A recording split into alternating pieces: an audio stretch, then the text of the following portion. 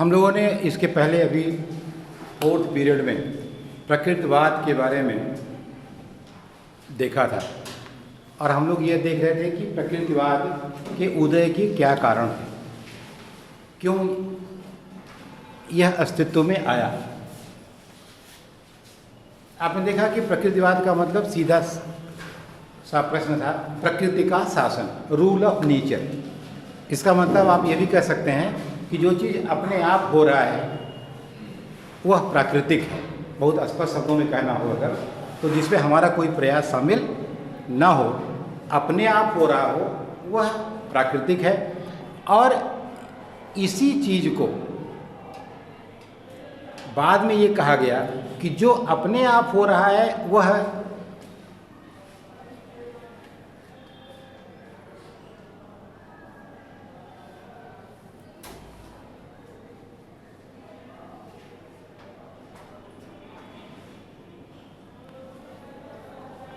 और जो अपने आप हो रहा है वहाँ यह भी मान लिया गया कि वह सब अच्छा ही होगा।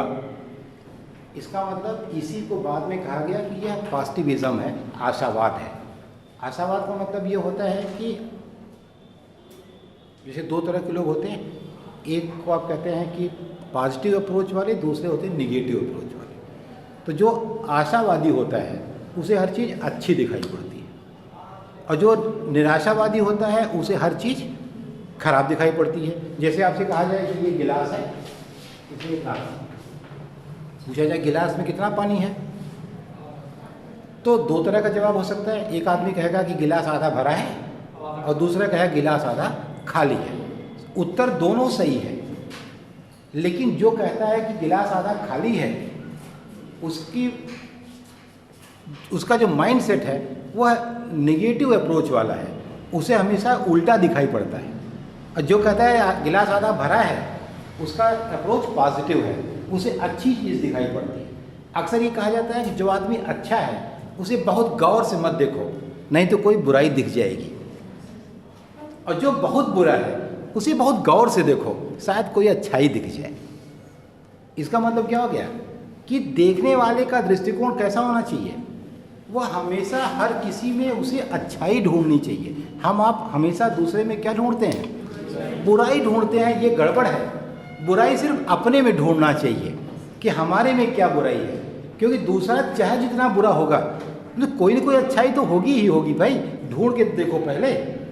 तो इसलिए यहाँ जो आधा खाली और आधा भरा का चक्कर है गिलास का, यह आपके माइंडसेट को एक्सप्लेन करता है कि वास्तव में आपकी पर्सनैलिटी कैसी है, वास्तव में आपकी सोच कैसी है, आप कितने पॉजिटिव अप्रोच वाले आदमी हैं, आप कितने सकारात्मक हैं। तो इसलिए जो प्राकृतिक होता है वह हमेशा अच्छा ही होता है। इसी को एडम स्मिथ ने बाद में आशावाद का नाम दिया। क्या कहा, अभी हम लोग आगे जब पढ़ेंगे एडम स्मिथ को तो समझ में आएगा। इसी को उसने आशावाद कहा। तो हम उसके उदय के कारण पढ़ रहे थे। हम लोगों ने देखा था कि हम आर्थिक कारण देख रहे थे। तो इंग्लैंड की कृषि क्रांति ने काफ़ी इसके उद्भव को प्रभावित किया। प्रकृतिवादियों को बड़े पैमाने की कृषि के लाभ पता थे। कृषि क्षेत्र में सुधार करना समय की आवश्यकता थी और उन्होंने नारा दिया, poor farmer, poor king, poor country. हम लोग यहाँ तक 4थे पीरियड में पढ़ चुके थे। इसके बाद आप आगे देखिए।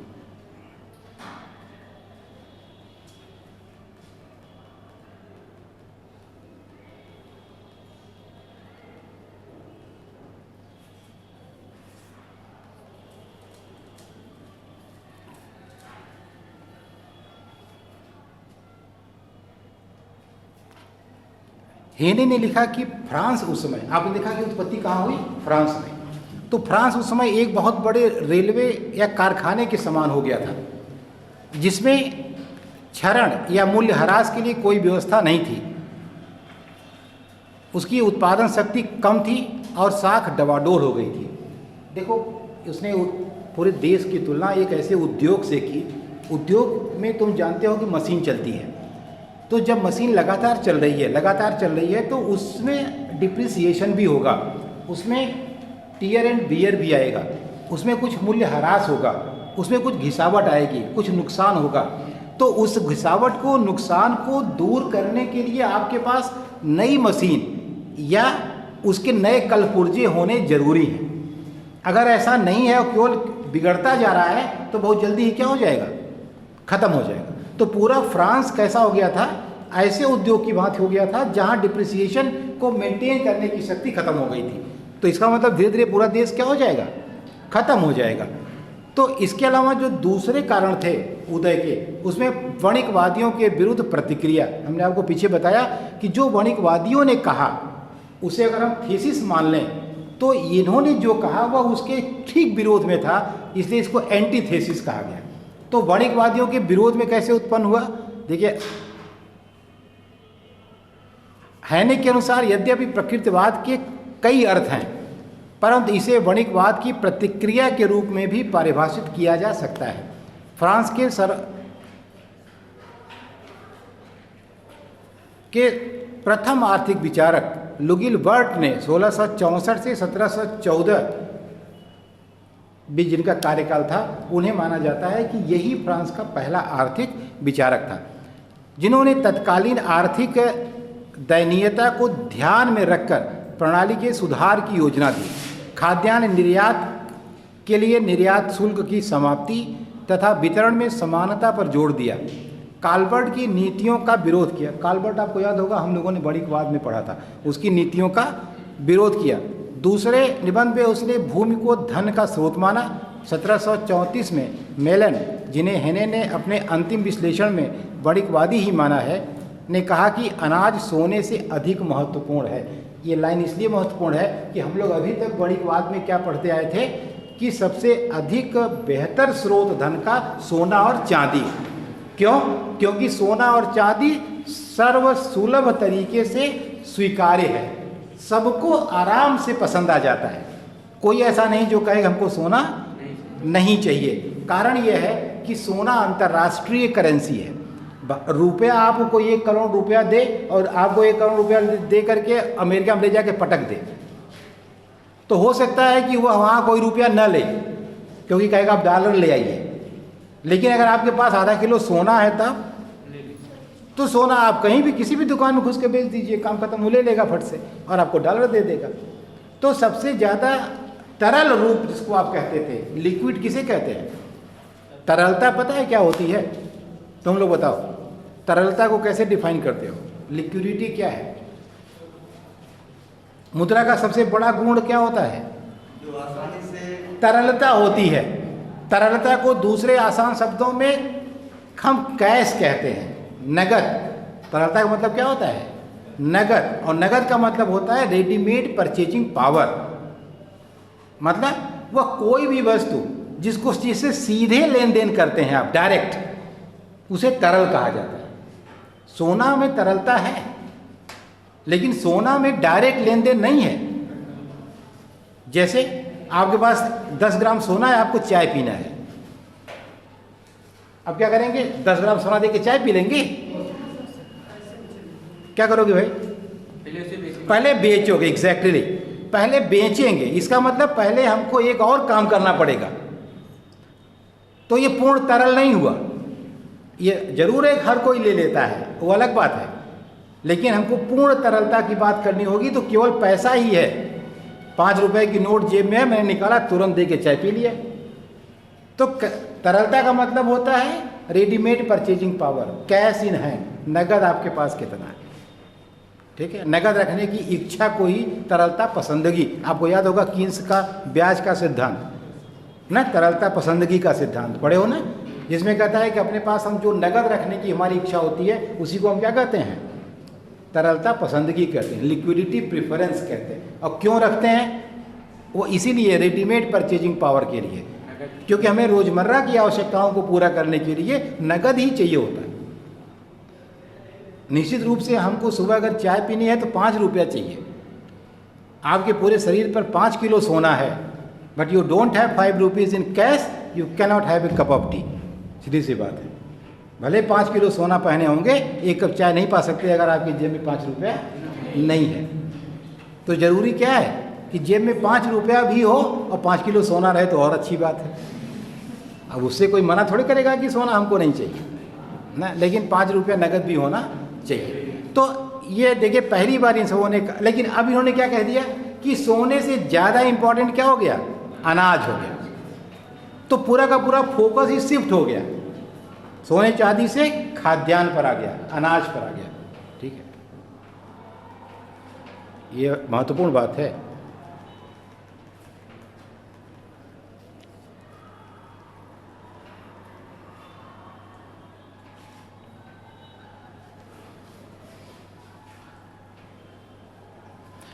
मार्शल ने ये कहा कि जो कृषकों की दयनीय दशा है, ये शुरू से किसान बेचारे दयनीय दशा में ही रहे। ये आज तुम कब की बात पढ़ रहे हो, 1700 कुछ की बात पढ़ रहे हो, तब भी किसान के बारे में क्या कहा जा रहा है, दयनीय दशा। आज भी किसान की दशा कैसी है, अरे दयनीय ही है, तभी तो सब बेचारे जाड़े पाले में सड़क पर पड़े हैं।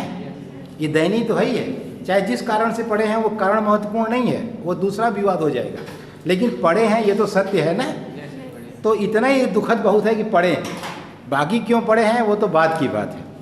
तो मार्शल ने कहा कि ये जो कृषकों की दयनीय दशा के लिए असमतापूर्ण करों को दोषी बताया, श्रम को संपत्ति का आधार माना तथा कृषि श्रम को सबसे महत्वपूर्ण बनाया।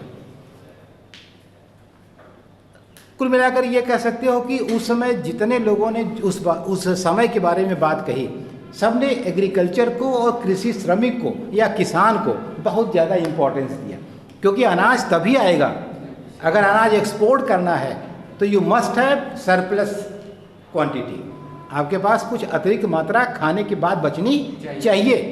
एक्सपोर्ट कैसे करेंगे आप भाई, गेहूं की पैदावार मान लीजिए गेहूं पैदा करते हैं, तो अगर गेहूं आपके परिवार भर के खाने से ज़्यादा होगा तभी ना बाजार में ले जाएंगे, और वो तभी ज़्यादा होगा जब किसान खूब मन से खेती करेगा, सुविधाएं खूब ज़्यादा होंगी, सिंचाई, बीज, खाद, ये सारी सुविधाएं अच्छे से उपलब्ध होंगी, खेती में उन्नत तकनीक का इस्तेमाल हो रहा होगा, विक्रय के लिए बेहतर बाजार उपलब्ध होंगे, परिवहन के लिए बेहतर ट्रांसपोर्ट सुविधाएं उपलब्ध होंगी, मंडियां होंगी, पूरा ज्ञान होगा किसान को पूरे बाजार का, वो जानता है कि कहाँ महंगा बिकता है कहाँ सस्ता बिकता है। ये सारी चीज़ें जब बहुत अच्छी होंगी तभी उत्पादन बहुत ज़्यादा होगा और तभी हमारे पास एक्सपोर्ट करने के लिए अनाज उपलब्ध होगा।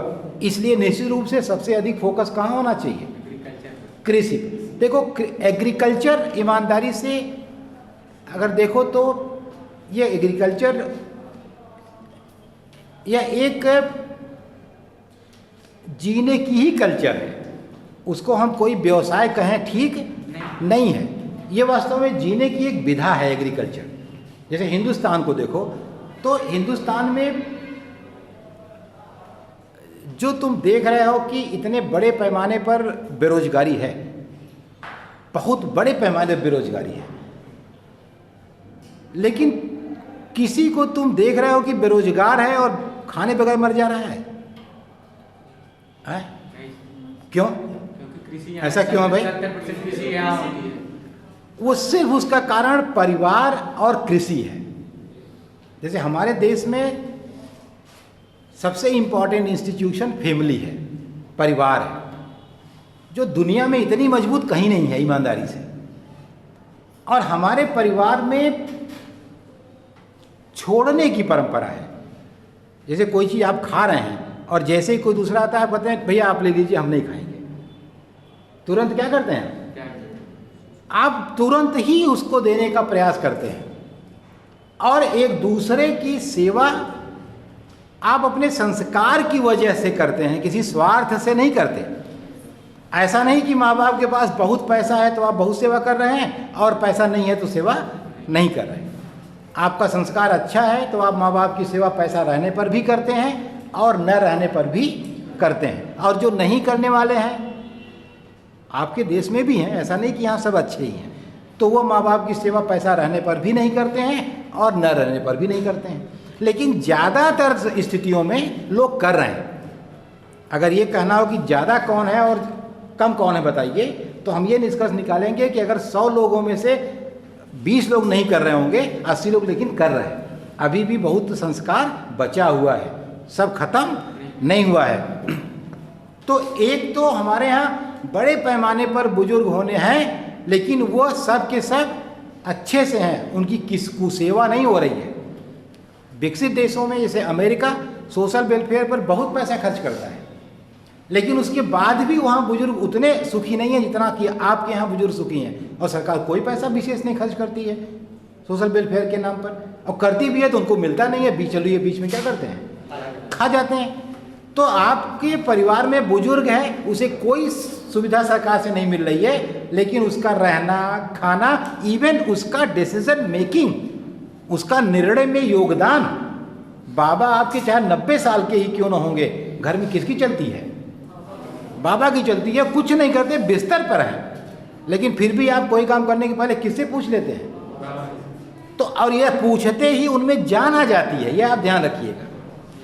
जैसे ही आप माँ बाप से, दादा दादी से कोई चीज़ पूछते हैं, बाबा ये करें कि ना करें, उनको लगता है, अरे अभी तो हम बड़े उपयोगी हैं भाई, अभी हम निरर्थक थोड़े हो गए हैं।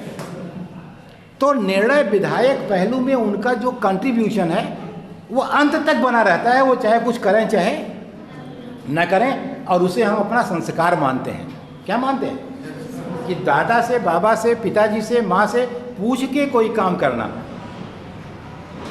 और दूसरे देशों में है भाई आप एडल्ट हो गए, हमारे यहाँ तो कभी कोई एडल्ट होता ही नहीं है। क्यों होता है? आपके भी बच्चे हो जाएंगे तब भी माँ बाप कहेंगे अरे अभी कितना दिन हुआ, उनके लिए आप तब भी बच्चे ही रहते हैं। तो किसान, खेती, उपज, ये सब चीज़ें बड़ी इम्पॉर्टेंट हैं। और हमारी खेती में चूँकि बंटवारा औसत के हिसाब से होता है, इस बात को जरूर ध्यान रखिएगा। घर में 10 लोग हैं, सब लोग अपने हिसाब से खाते हैं, सबको हिस्सा मिल जाता है, बिना इस बात को ध्यान में दिए कि दादा तो 90 साल के हैं, कभी खेत में गए ही नहीं, इनको तो कुछ नहीं मिलना चाहिए। नियमतः तो इकोनॉमिक्स के हिसाब से नहीं मिलना चाहिए, क्योंकि वो उत्पादन में कुछ भी कंट्रीब्यूट नहीं कर रहे हैं, लेकिन फिर भी खाते हैं। वो इसीलिए कि कृषि सीमांत उत्पादकता के अनुसार नहीं बांटती, कृषि ईमानदारी से औसत के हिसाब से बांटती है। जितना पैदा हुआ, 5 लोग हैं, सब में क्या होता है, बंट जाता है, चाहे उन्होंने काम किया चाहे नहीं किया, किसी ने बहुत ज़्यादा किया, किसी ने बहुत कम किया, इससे कोई मतलब। व्यवहारिक स्थिति दूसरी है, सिद्धांत में चाहे जो पढ़िए उससे मतलब नहीं है। तो इसलिए जो इसके बाद कैंटिला के अनुसार प्रकृतिवादियों पर सबसे अधिक प्रभाव इसी का पड़ा, किसी का ही पड़ा। इसने श्रम को उत्पत्ति का साधन कहा और व्यापार के महत्व को कम कर दिया। अभी तक हम लोगों ने वणिकवाद में देखा था कि सबसे अधिक महत्व किसका है, व्यापारवाद का है, वहाँ कृषि पर चर्चा नहीं हुई। इन सभी विचारकों ने वणिकवाद की आलोचना की और प्रकृति की ओर जाने के लिए एक रंगमंच तैयार हो गया। प्रकृतिवादी विचारकों के अपने कार्यक्रम में मध्ययुगीन विशिष्टताओं के अवशेष वो समाप्त करना था। सभी करों को समाप्त करके लगान पर कर लगाना। देखो अब सारे कर खत्म करने की बात कर रहे हैं, कर कहाँ लगना चाहिए, केवल लगान पर, क्योंकि लगान कहाँ मिलता है, कृषि में, और उत्पादक क्या है, केवल कृषि है, उसके अलावा और कुछ नहीं है। राजस्व प्रणाली का विवेकीकरण और अनाज व्यापार पर लगे प्रतिबंधों को समाप्त करना सम्मिलित था। तो अब जो प्रकृतिवादियों का उद्देश्य हुआ वो क्या था, वो था कि अनाज के निर्यात पर जो प्रतिबंध लगा था उसे खत्म किया जाए, सभी कर समाप्त किए जाएं, कर केवल लगान पर लगाया जाए और सभी प्रकार के व्यापार का विवेकीकरण किया जाए। ऐसा करना उनका उद्देश्य था।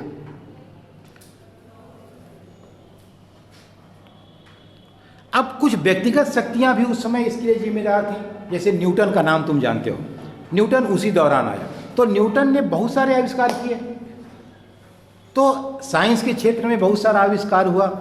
उससे होता है क्या है, साइंस जब डेवलप करता है तो रीज़न डेवलप करता है, लॉजिक डेवलप करता है, तर्क डेवलप करता है। और जब हम तर्कशील हो जाते हैं तब हम सही गलत, उचित अनुचित, अच्छे बुरे, इसके भेद को हम तौलने लगते हैं कसौटी पर। कोई भी बात आप कहते हैं तो हम यूं ही नहीं मान लेते, धर्म के खिलाफ, आध्यात्म के खिलाफ, ईश्वर के खिलाफ, इन सारे के खिलाफ हम लगते हैं तर्क लगाने। कह रहे ऐसा तो नहीं है, ऐसा तो नहीं है, ऐसा है तो फिर ये क्यों है। तो जब साइंस आता है तो रीज़न आता है, और रीज़न आता है तो लॉजिक आता है, और लॉजिक आता है तो हमारा अंधविश्वास धीरे धीरे टूटता है, जो अभी तक प्रचलन में था, जब उसका प्रमाण नहीं मिलता। जैसे आप कहते हैं कि अरे सोमवार को पूरब नहीं जाना चाहिए, अक्सर गांव में सुनते होंगे ना, बिल्ली रास्ता काट देती है तो नहीं जाना चाहिए। ये सारी बातें धीरे धीरे, आपकी भी बिल्ली ने रास्ता काट दिया तो आप एक दिन चले गए और सही सलामत घर लौट आए, तो अब कल से आपको क्या लगेगा, अरे यार फालतू की बात है, हो तो क्या, गए तो थे हम, कुछ नहीं हुआ। लेकिन इसके लिए थोड़ी हिम्मत आपको जुटानी पड़ेगी। ऐसा नहीं है कि हर आदमी चला जाएगा।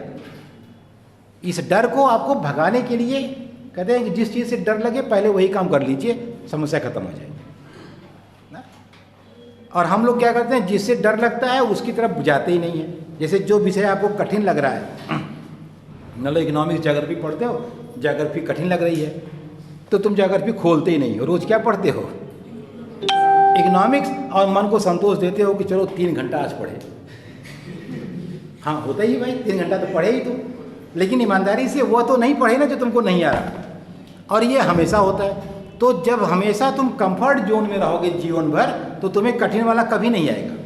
सबसे पहले क्या करो, ज्योग्राफी डर लग रहा है तो ज्योग्राफी तब तक पढ़ो जब तक कि वो डर न खत्म हो जाए, तब देखो ज्योग्राफी तुमको आ जाएगी। तो जिस चीज़ से डर लगे उसको पक्का करो।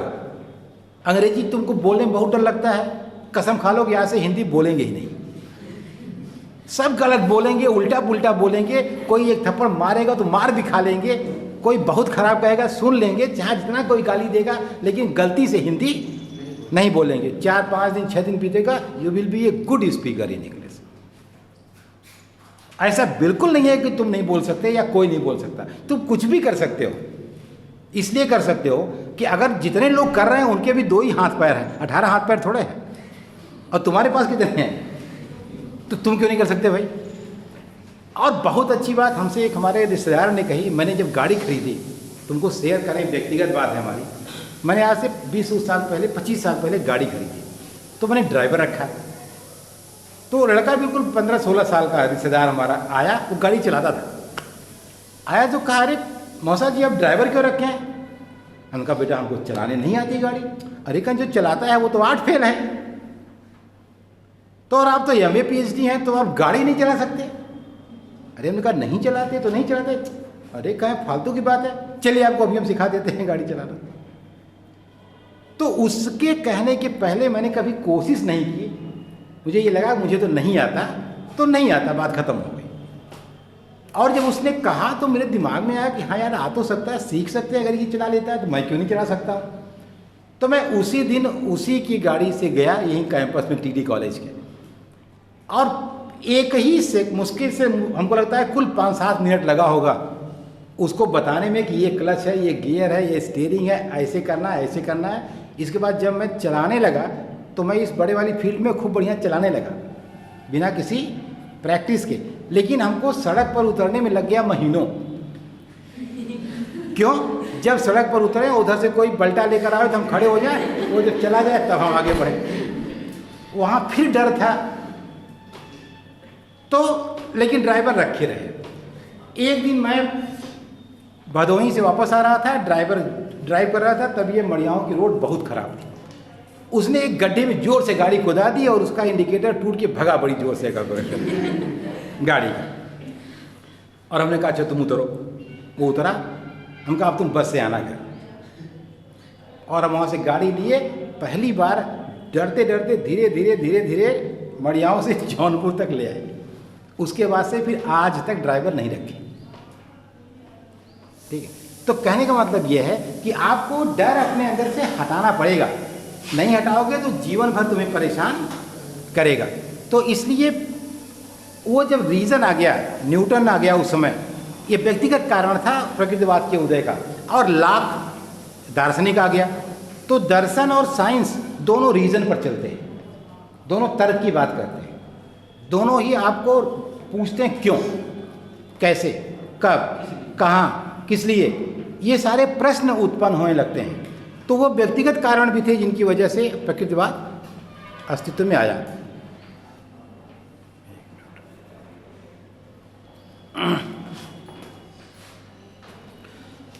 अब इनके प्रमुख विचार क्या थे? तो पहला एक तो आपने देखा कि प्राकृतिक व्यवस्था है, इसको हमने आपको बताया। प्रकृतिवाद प्राकृतिक व्यवस्था का विज्ञान है। प्राकृतिक अवस्था का अर्थ है मानव समुदाय पर भी वही प्राकृतिक नियम लागू होते हैं जिनके अंतर्गत भौतिक जगत है, अर्थात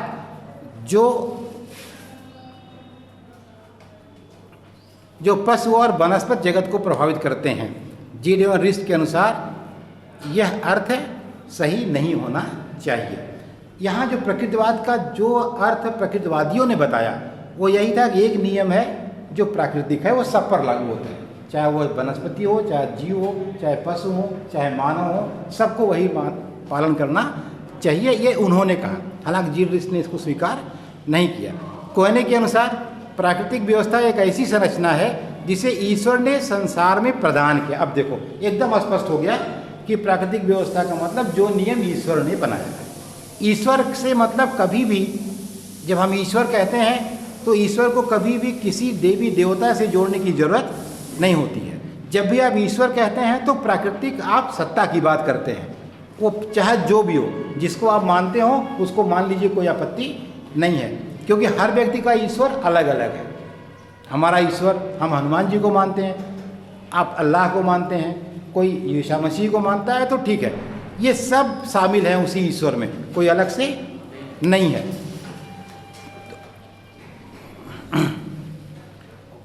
रियोरे के अनुसार नेचुरल ऑर्डर के नियम अकाट्य हैं। ये भौतिक व्यवस्था तथा मानव की आत्मा से संबद्ध होते हैं, वे ईश्वरीय इच्छा की अभिव्यक्ति हैं। हर जगह कहीं न कहीं ये बात कही गई है कि जो प्राकृतिक सत्ता है जिसे हम ईश्वर कह सकते हैं, ये सिर्फ कहने के लिए कहा जाता है कि किस नाम से बुलाया जाए, तो उसके नियम ही लागू होते हैं। जीड एवं रिस्ट के अनुसार नेचुरल ऑर्डर वह व्यवस्था है जो केवल सर्वश्रेष्ठ व्यक्ति की समझ में ही आ सकती है।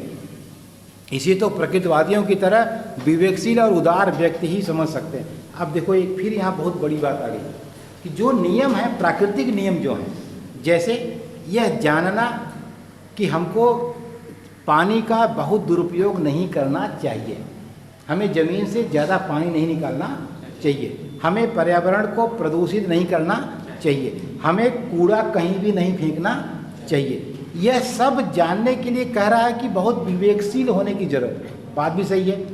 हम आप कितने भी पढ़े लिखे हों, लेकिन हम ईमानदारी से अपना व्यवहार पढ़ा लिखा होने जैसा नहीं करते।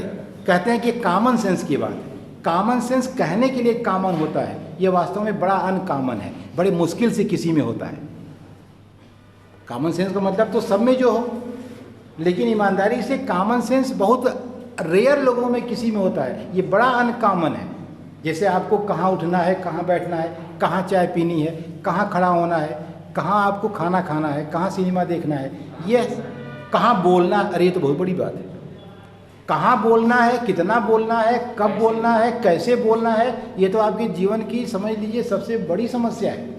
आप यह जान गए तो जान लीजिए आपका जीवन 90% तो सफल हो गया। वैसे ही कि कैसे बोलना है, कहाँ बोलना है, कितना बोलना है, कब कितना हंसना है, किसके ऊपर हंसना है, किसके ऊपर नहीं हंसना है, ये सब मामूली बात है।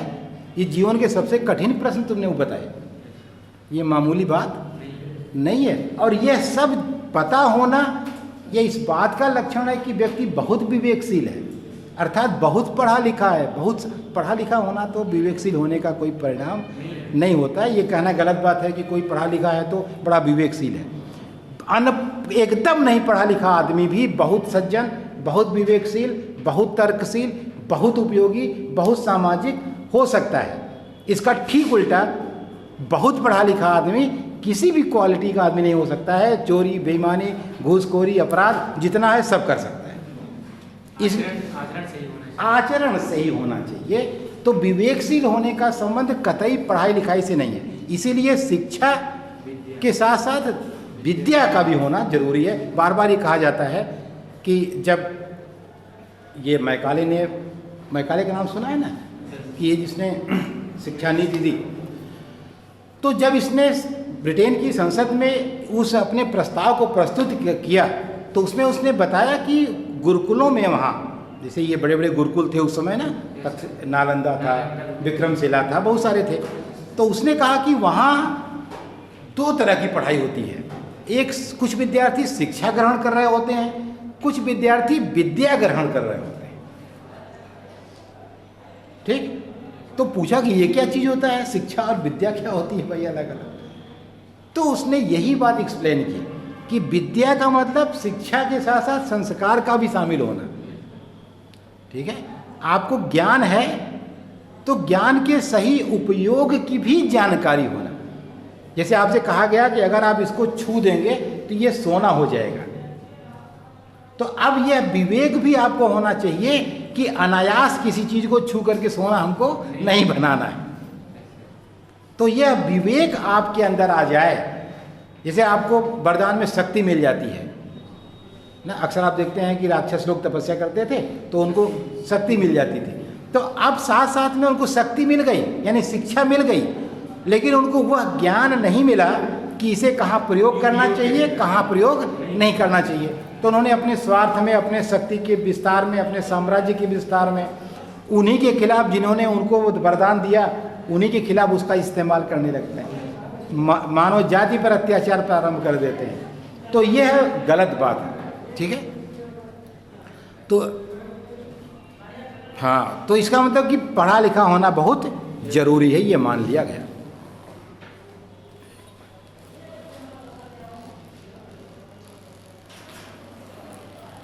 इसके अलावा जो दूसरा विचार था शुद्ध उपज का था, नेट प्रोडक्शन का था। हेने के अनुसार कृषि में प्रकृति की उदारता के कारण केवल उतना ही उपज नहीं होती कि श्रमिकों और किसानों के लिए पर्याप्त हो, बल्कि उससे अधिक होती है, जिससे समाज के अन्य वर्गों का निर्वहन होना है। ये बहुत बड़ी बात है कि जैसे जितनी लागत आई, मान लो 100 रुपया लगा और 100 रुपये लागत आई, उतना पूरा हो जाए और जो खेती कर रहे हैं उनका काम चल जाए। तब वो लोग कहाँ जाएंगे जो न तो उसमें शामिल हैं, जो खरीद के खाते हैं। जो खरीद के खाते हैं, कृषि में प्रकृति की उदारता के कारण लागत से और उन लोगों के योगदान से ज़्यादा पैदा होता है, जिसकी वजह से लोगों का भी निर्वहन होता है, यह उसने कहा। तो जीडीएस के अनुसार नए उत्पादन में कुछ पुराना धन नष्ट होता है, इसको नई उत्पत्ति में से घटाकर शुद्ध उपज निकाल सकते हैं। इसे ही उन्होंने शुद्ध उपज कहा। हमेशा चीज़ों का दो कॉन्सेप्ट होता है, एक ग्रास प्रोडक्शन होता है और एक नेट प्रोडक्शन होता है। ग्रास प्रोडक्शन का मतलब कि कुल उपज कितनी हुई, जैसे मान लो 100 किलो गेहूँ पैदा हुआ, ये ग्रास हो गया। लेकिन 100 किलो गेहूँ पैदा करने में मान लो 10 रुपये का हल टूट गया, 20 रुपये का मान लो मशीन का कोई पार्ट टूट गया, तो ये सब इसमें जब माइनस कर देंगे, लागत जो सही आई है उसको माइनस कर देंगे, सब कुछ जब हटा देंगे, तब क्या बचेगा? शुद्ध उपज बचेगी। अर्थात किसी चीज़ को उत्पन्न करने की जो भी कास्ट आई है जिस रूप में, उसको जब माइनस कर देंगे तब क्या बचेगा? शुद्ध उपज बचेगा। इसी शुद्ध उपज की अवधारणा प्रकृतिवादियों ने आपको दी। ठीक है, चलो कल पढ़ना हम लोग।